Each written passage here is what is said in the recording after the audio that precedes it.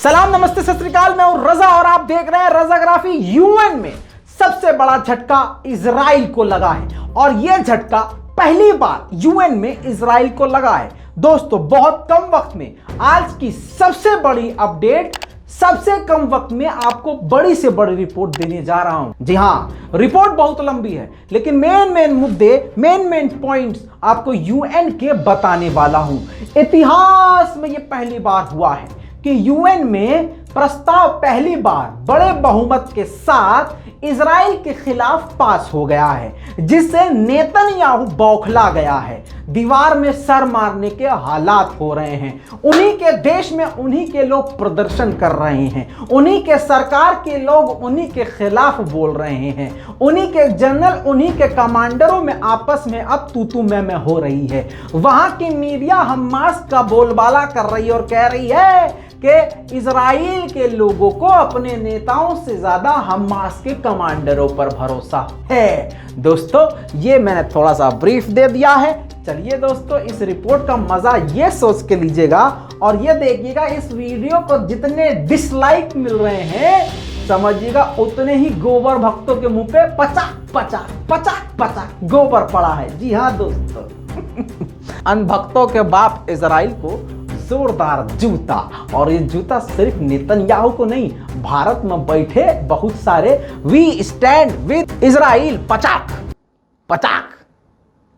ससुरे खड़े हो रहे थे और खड़े हो। दोस्तों, अब भारत की बात आई है तो बता दूं कि यूएन में भारत ना उधर खड़ा हुआ ना इधर खड़ा हुआ।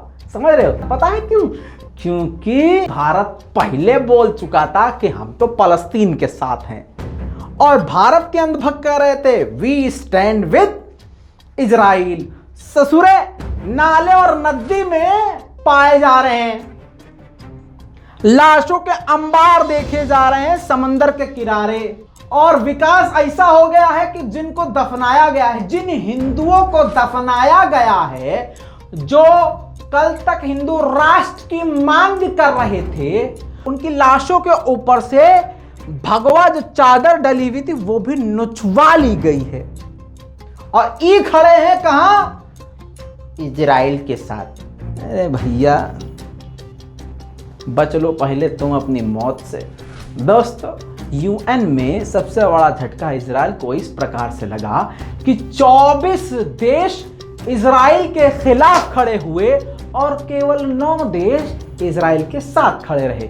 और वो 9 देश ऐसे हैं जिनमें से कई सारे देशों का तो आपने नाम ही नहीं सुना होगा। दोस्तों, मैं आपको अब जल्दी बता देता हूं, यूएन में प्रस्ताव पास हो गया है कि अब वॉर क्राइम के अंतर्गत, वॉर क्राइम के अंतर्गत अब इजराइल की जांच की जाएगी। और ये पहली बार होगा कि इजराइल की जांच की जाएगी और इसके लिए एक कमेटी बनाई जाएगी जो इसके पूरे जुर्म के रूट और रास्ते और वजह को भी तलाश करेगी। सारी दुनिया जानती है कि वजह सिर्फ और सिर्फ इजराइल की गंदी नीयत है। वो पूरे फिलिस्तीनियों को सफाया करके उनकी जगह हड़पना चाह रहा है और इस दौरान भी आज भी यही शेख जर्रा में कर रहा है। इजराइल जो है फिलिस्तीनियों को वहां से भगा रहा है और शेख जर्रा में अपने लोगों को बसा रहा है।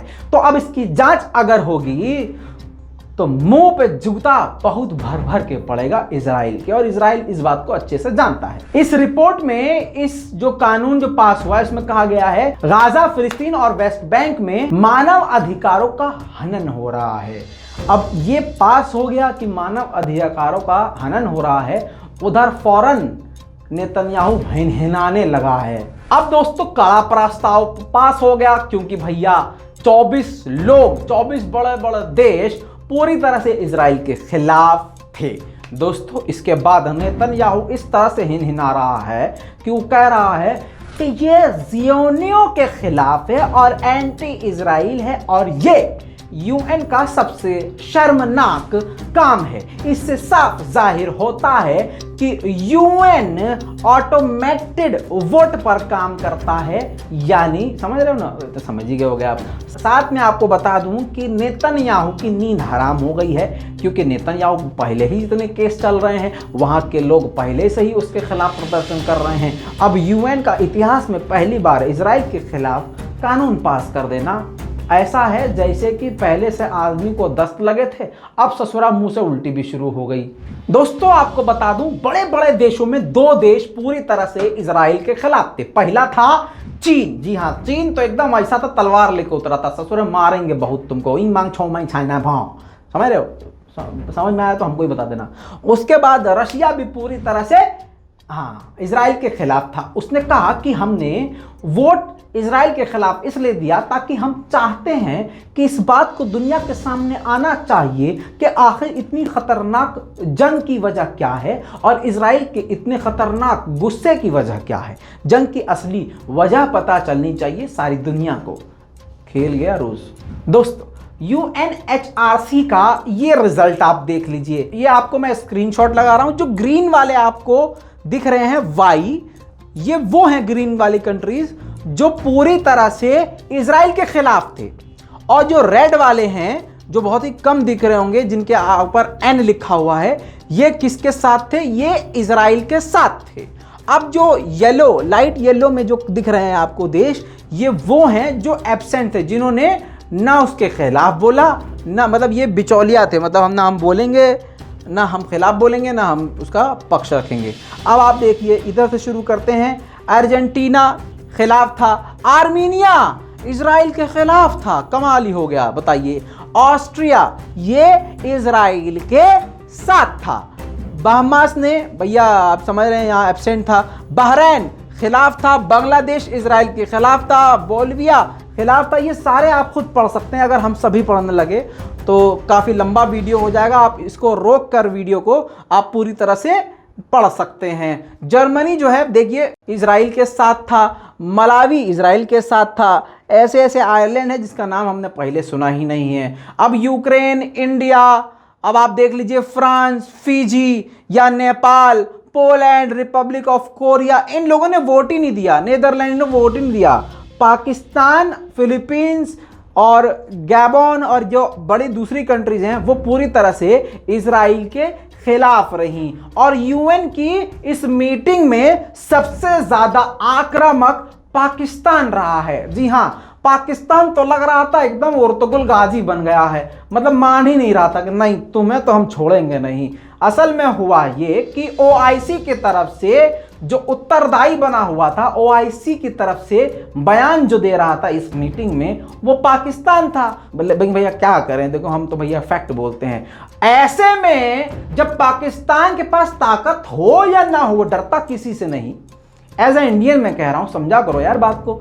एज ए इंडियन कह रहे हैं कि अगर पाकिस्तान के पास ताकत नहीं होती तब भी वो किसी से नहीं डरता।